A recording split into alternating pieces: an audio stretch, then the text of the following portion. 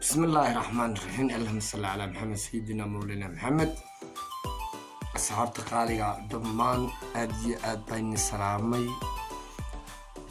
maanta waxaan hayaa reaction yar oo kooban oo buuqiisa iyo qalqalkiisa wata. reactionka waa maanta miskay noo saaran intaanan barnaamijka u guda gelin like-ta, comment-ga iyo share-ta iyo subscribe-ta iniga ayaan bal saad ugu dhufataan ayaan eegayaa waad ku mahadsantihiin. maanta waxaan hayaa niyo Somaliland gaar ahaan gobolka Awdal maalmihii ugu dambeysay shaqaaqa dawladda iyo dhexmartay shacabka ayaa jirtay. maalmihii ugu dambeysay maalmihii 27ka June oo laga xusayay gobolada dhammaan Somaliland ayaa waxa jirtay dadkii xuskii sanad guuradii 27aad ayaa waxa jirtay mataqaanaa dad ku labisnaa calankii Soomaaliya ee buluugii. marka dadka oo dhalinyarta oo la arkayay maalmihii ugu dambeeyay in ay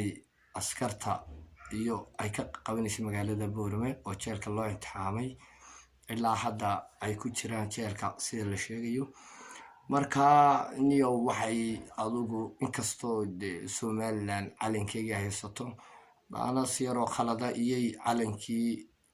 ugu hilaafteen buluugii sida ay sheegayaan warka ka soo baxaya gaar ahaan gobolka Awdal. marka adu insha Allah khayrkay ku dambeynaysaa adu dadka oo la sheegayo in jeelka loo taamay oo gaadiidkii dawladda ay ka dul muuqdeen sida sawirada social media yaacaya dhammaan sad wala daawateen iyo waxa jiray mataqaanaa dhalinyarta oo la geeyay badhna Gabiley la geeyay badhna la geeyay Hargeysa caasimadda Somaliland sida la socoteen baniyo ilaa maalmahan ilaa xalay toole ilaa maanta ilaa shalay toole in lagu sii waday saldhigga dadka wixii calanka buluugga sita. marka niyo shacbiyeen horta runtii marka la eego horta dhinac waa ku khalad waxay khalad ugu tahayna waxa jira mataqaanaa dawladda calankeega in ay iska haysataa horta runtii muhiim sida ay shacabku ka dhawaajeen ay calankii buluugii u soo qaateen siyaasa nidaamtii khalaniidka ka dhacaya in shacabka loo intixaamay. marka adu wax dhibley ma jiraan sidii sheegayaan in la soo deynayo ayay sheegeen sida bartooda Twitter-ka ay ku soo qoreen ciidamada mataqaanaa qalabka sida amba ciidamada dawladda kursiga ku fadhiya. marka adu maalintii shalay toolahay oo maayirka gobolka Awdal gaar ahaan magaalada Boorame xilkii loo kala wareejay isaga maayirkii hore ee mataqaanaa magaalada Boorame mudane Saleebaan Xasan Xaddi oo isagoo xalkaasi ugu wareejay adugu mataqaanaa ugu wareejay si fiican oo barandana uu si fiican u qaabilay adu sida ay warbaahinta ka sheegayaan maalmihii ugu dambeysay ayaa waxa dhalinyartii hablihiina Gabiley la geeyay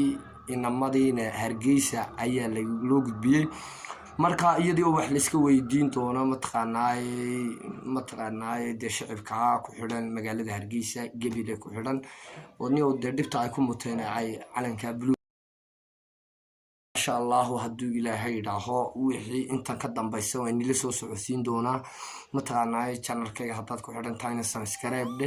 like tahay loobin share-ta iyo comment-ga wuxuu raygaagu yahayna waad noo soo qori doontaa hadduu Ilaahay kala hadhi doonaa.